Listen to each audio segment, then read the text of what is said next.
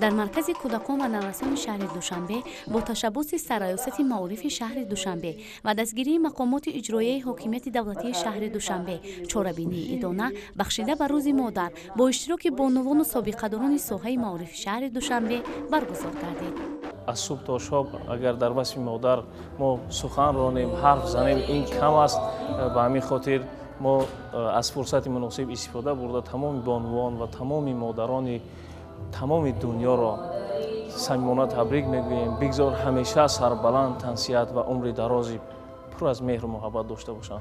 در چاره‌بینی نخست معاون رئیس شهر دوشنبه عادلزاده دلبر با سخن تبریکاتی برآمد نموده نخست بانوان سابقه‌دار ساحه معارف پایتخت را که در تعلیم و تربیت نسل نوره سالهای طولانی زحمت کشیده بهر پیشبرد کار ساحه در شهر دوشنبه سهمی بی‌نظیر گذاشتند با فصل بهار و عید مادران شاد باش گفتند. بانوان و سابقه‌داران ساحه معارف کشور از این غمخوری‌ها و توجه و دستگیری‌ها خیلی روح بلند شده در چاره‌بینی با روحیه بلند اشتراک نمودند. من به حد از ریاست معارف شهر خرسندم.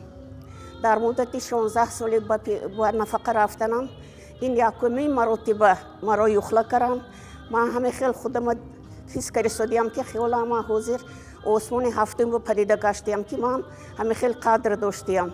در ادامه چاره‌بینی از جانب تعلیم گیرندگان انسامبل شکوفه‌های پایتخت مؤسسه دولتی مرکز کودکان و نوسان شهر دوشنبه برنامه ادانه فرهنگی پیشنهاد کرده شد. هر نفر کوشش میکند که تحفه‌اش با ارزش باشد و به مادر پسند آید و لحظه هم باشد مادر را خرسند و خوشبخت دیدن میخواهند. لیکن تمام این تحفه‌ها در نزد مهر و محبت مادر ناچیز است. ما یک عمر اگر خدمتش را کنیم با یک شب بیدارخوابی که مادر برای فرزند میکشد برابر شده نمیتواند. بگذار تمام مادران روی دنیا خوشبخت و سربلند باشند. زنده باد مادر.